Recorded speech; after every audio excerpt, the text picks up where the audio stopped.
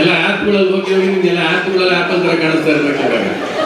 ಈಗ ಆಲ್ರೆಡಿ ಇನ್ಸ್ಟಾಗ್ರಾಮಲ್ಲಿ ತುಂಬ ಜನ ಕನೆಕ್ಟ್ ಆಗ್ತಾ ಇದ್ದಾರೆ. ಇವಾಗ ಸುಲಭ, ನಾವು ಪ್ರೇಮ್ ಲೋಕ ಟೈಮಲ್ಲಿ ಮಾಡೋದಕ್ಕೂ ಇವಾಗ ತುಂಬ ಸುಲಭ ಇದೆ. ಈಗ ತುಂಬ ಜನ ಕನೆಕ್ಷನ್ ಆ್ಯಪಲ್ಲಿ ಬಂದ್ಬಿಟ್ಟಿದ್ದಾರೆ ಆ್ಯಕ್ಚುಲಿ ಇನ್ಸ್ಟಾಗ್ರಾಮಲ್ಲಿ.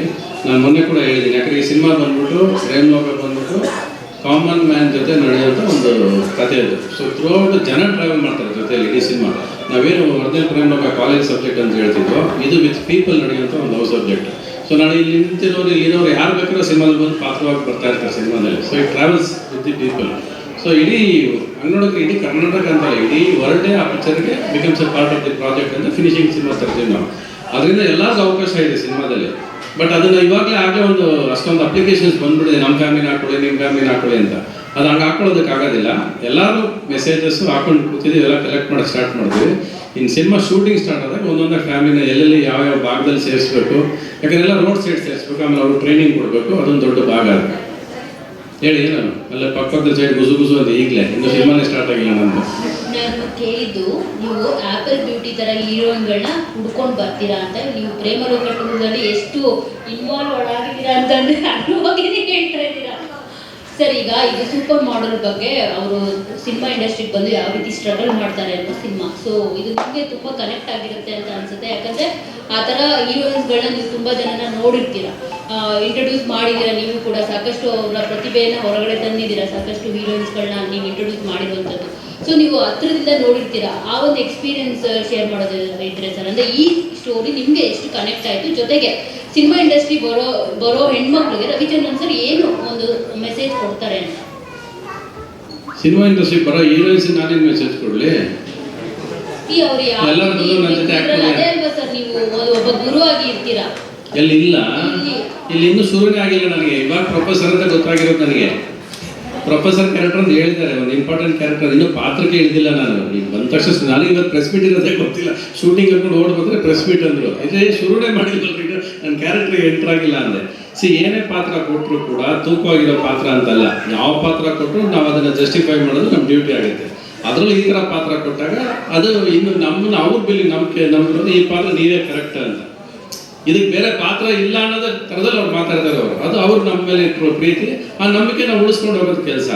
ಒಂದು ಒಳ್ಳೆ ಮಾತುಗಳು ಹೇಳೋದಕ್ಕೆ ಯಾರ ಕೈಲಿ ಆಗುತ್ತೆ, ಅದು ಹೇಳಿದ್ರೆ ಜನಕ್ಕೆ ತಲುಪುತ್ತೆ ಅನ್ನೋದು ಇವತ್ತು ತುಂಬ ಮುಖ್ಯ ಆಗಿದೆ. ಅಂಥರಲ್ಲಿ ಅವ್ರು ನನ್ನ ಆಯ್ಕೆ ಮಾಡ್ಕೊಂಡಿದ್ದಾರೆ. ಆ ಕೆಲಸ ನಾನು ಮಾಡ್ತೀನಿ. ನನ್ನದು ನಿಮಗೂ ಗೊತ್ತು, ನನ್ನ ಮಾತುಗಳು ಐ ಥಿಂಕ್ ಜನ ಇಷ್ಟಪಡ್ತಾರೆ. ಸರ್ ಡ್ರಾಮಾ ಜೂನಿಯರ್ಸಲ್ಲಿ ಕೂತ್ಕೊಂಡು ಮಾತಾಡೋದು, ವೇದಿಕೆಗಳು ಮಾತಾಡೋದು, ಎರಡು ಮಾತುಗಳು ವೈರಲ್ ಆದಾಗ ಜನ ಬಂದು ಇಂಥ ಒಳ್ಳೆ ಮಾತು ಹೇಳಿದ್ರಿ ಅಂತಾರೆ. ಬಹುಶಃ ಅದೆಲ್ಲ ಸೇರ್ಕೊಂಡು ಈ ಪಾತ್ರ ಸಿಕ್ಕಿದೆ ನಮಗೆ ಅಷ್ಟೇ.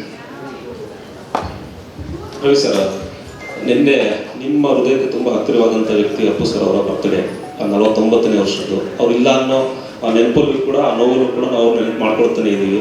ನೀವಾಗಲೂ ಹೇಳ್ತಾ ಇರ್ತೀರ ಅಪ್ಪು ಅಪ್ಕೊಂಡ್ರೆ ಎದೆ ಹತ್ರ ಅಪ್ಕೊಳ್ತಾರೆ ಅಂತೇಳಿ. ಸೊ ನಿನ್ನೆ ಆ ಒಂದು ಅಪ್ಪಿಗೆಯ ದಿನ, ಸ್ಫೂರ್ತಿ ದಿನ ನಿಮಗೆ ಏನೆಲ್ಲ ನೆನಪು ಮಾಡುತ್ತೆ ಸರ್? ಫಸ್ಟ್ ಆಫ್ ಆಲ್ ಇಲ್ಲ ಅಂತ ಅಂದ್ಕೊಳ್ಳೋದೇ ತಪ್ಪು. ನಾವು when N incident is finished ಅಲ್ಲ, ನಾವು ಒಳ್ಳೆ ವಿಷಯ ಮಾತಾಡಿಕೊಂಡು ಒಳ್ಳೆತನನ ಅವರಲ್ಲಿರೋ ಒಳ್ಳೆತನ ಉಳಿಸ್ಕೊಂಡು ಹೋಗೋದೇ ಅಪ್ಪನ ಉಳಿಸೋದಕ್ಕೆ ಸಾಧ್ಯ ನಮ್ಮ ಕೈಲಿ.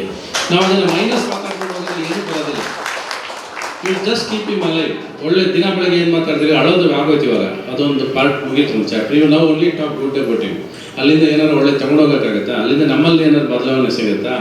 ಅವ್ರು ಒಳ್ಳೆತನ ನಮಗೇನಾದ್ರು ಒಳ್ಳೆತನ ಹೇಳ್ಕೊಡುತ್ತಾ? ಅದನ್ನು ನಾವು ಕ್ಯಾರಿ ಫಾರ್ವರ್ಡ್ ಮಾಡಿಕೊಂಡು ಅಪ್ಪನ ಜೀವಂತವಾಗಿ ಅನುಭವಿಸ್ಕೊಂಡು ಹೋಗ್ಬೇಕು ಹೊರತು ಬೇರೆ ಸಾಧ್ಯತೆಗಳು ಇಲ್ಲ ಅನ್ನೋದು it's all out of our hands.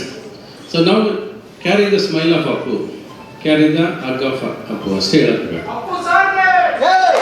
Ravi sir, crazy star itself a brand. ಈಗ ಅದಕ್ಕೆ ಪೂರಕವಾಗಿ ಈಗ ಟ್ರೆಂಡ್ ಏನಪ್ಪ ಅಂತಂದ್ರೆ MP ಎಲೆಕ್ಷನ್ಸ್ ಬರ್ತಾ ಇದೆ. ಸೊ ಎಲ್ಲ ಸ್ಟಾರ್ ಕ್ಯಾಂಪೇನರ್ಸ್ಗೂ ಗಾಳ ಆಗ್ತಾರೆ ಪೊಲಿಟಿಷಿಯನ್ಸ್.